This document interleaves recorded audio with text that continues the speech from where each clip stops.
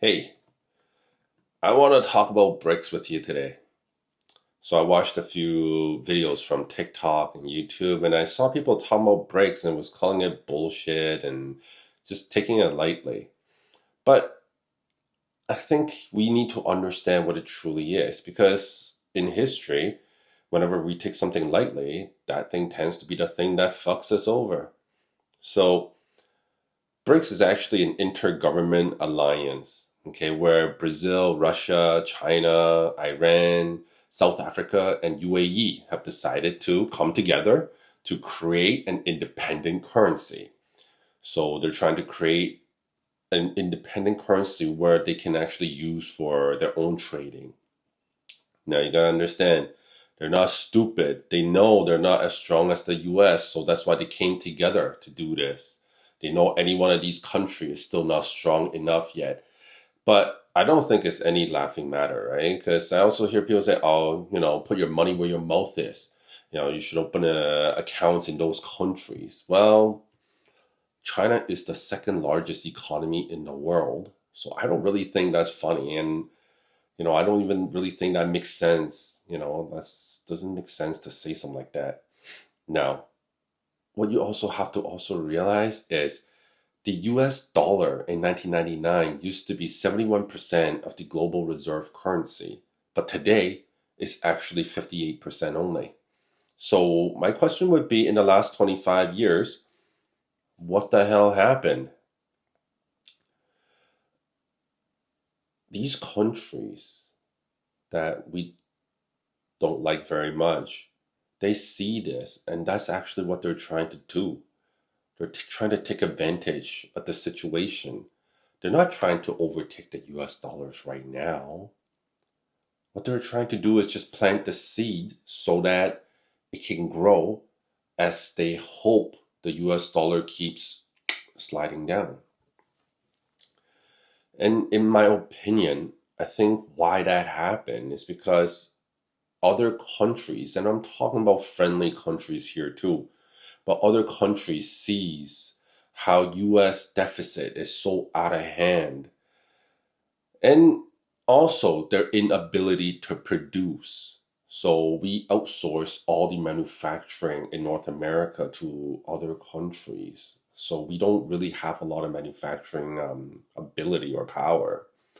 And also, the US way of printing money is actually crazy, I think. It's pretty insane. Like they literally can print as much as they want. So no wonder the deficit can be literally any number they want. As long as they need it, they print it. And if other countries won't take it, they can lend it back to themselves somehow. And I don't know how that's, possible, but they can do it. So other countries are, not surprisingly, losing some confidence, I think. And so they leverage amongst other currency perhaps around the world. So we shouldn't take this lightly. And I think what we really need to do actually is number one, we got to realize a powerful country requires a tough leader. A tough leader will make decisions and choices for the country for the best in the best interest of the country today and also 10 years from now for our future. And we also got to be more innovative, in my opinion. And I'm not saying, don't take this offensively, I'm not saying we're not innovative right now. What I'm saying is, it's not good enough just to be innovative amongst ourselves. We got to be more innovative than other countries, others like China or Russia. You know, that's actually what's important. And I do believe that we need to bring back some manufacturing too, right? I think being so reliant on other countries is dangerous. When you outsource all your manufacturing to other country, you're also relying on them completely. So that's not a good thing. And I believe that also skews our GDP. That's why it's mostly consumerism, and we don't really have any manufacturing now in our, in North America.